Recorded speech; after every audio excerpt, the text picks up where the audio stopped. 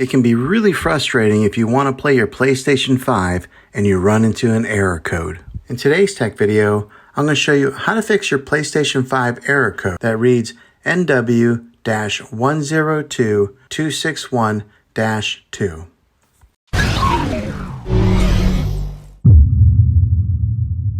I'm going to show you a few different things to try to help you get your PlayStation 5 back up and running again. The first method is the easiest one to try, and that's to unplug the PlayStation from the wall outlet and wait 60 seconds. Now don't be impatient here, wait the whole 60 seconds, then plug it back in. If your PlayStation is working again, great. If not, let's go ahead and move on to the next method. Find your router or modem that is giving you Wi-Fi and unplug that for 60 seconds. Then plug it back in. You have to wait a few minutes for it to connect and get back online, but when it does, check your PlayStation then and see if it works. If it doesn't, let's go ahead and move on to this next method. We are going to do a reset of your PlayStation 5, which means that you'll have to log back in with all of your credentials afterwards, but it'll be an important troubleshooting method. Press and hold the power button on your console and wait until you hear 2 beeps, then release it. Next, connect your PlayStation 5 controller using the USB cable. Then press the PlayStation button that's in the middle of the controller. You will get a menu that'll pop up and you'll want to go to option number 6, which says Reset PS5. Hopefully, this fixed your problem. If this video was helpful, go ahead and click a thumbs up on it. Go ahead and subscribe to my channel. I make tech videos all the time, and I would love to have you back in the next one. Take care.